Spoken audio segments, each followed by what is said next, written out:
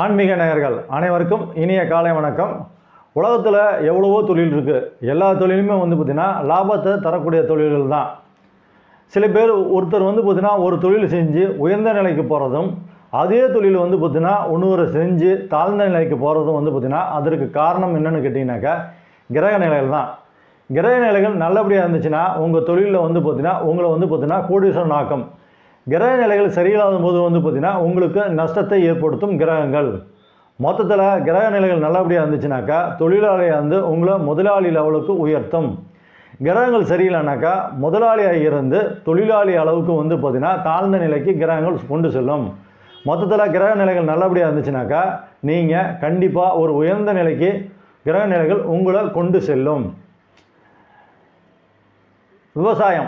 விவசாயம் சம்மந்தப்பட்ட தொழிலில் கோடீஸ்வரன் ஆகணும் அப்படின்னு பார்த்தீங்கன்னாக்கா விவசாய தொழிலுக்கு உண்டான கிரகங்கள் அப்படின்னு பார்த்தீங்கன்னாக்கா செவ்வாயும் சனி தான்.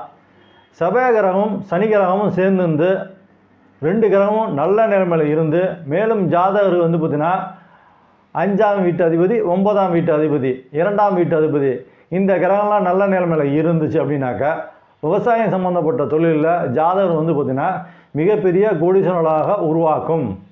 மொத்தத்தில் விவசாய சம்மந்தப்பட்ட தொழிலில் லாபம் வரணும், பெரிய லெவலில் வரணும் அப்படின்னு பார்த்தீங்கன்னாக்கா செவ்வாய் சனி ரெண்டு கிரகமும் சேர்ந்து இருந்து அந்த ஜாதகர் பிறந்த ஜென்ம லக்னத்துக்கு 2ஆம் வீட்டு அதிபதி, 5ஆம் வீட்டு அதிபதி, 9ஆம் வீட்டு அதிபதி இந்த கிரகங்கள்லாம் நல்ல வலிமையான நிலையில் அந்த ஜாதகர் பிறந்திருந்தானாக்கா கண்டிப்பாக விவசாயம் சம்மந்தப்பட்ட தொழிலில் அந்த ஜாதகர் கோடீஸ்வரனாக மாற்றும் அமைப்பை அந்த கிரகங்கள் உங்களுக்கு கொடுக்கும்.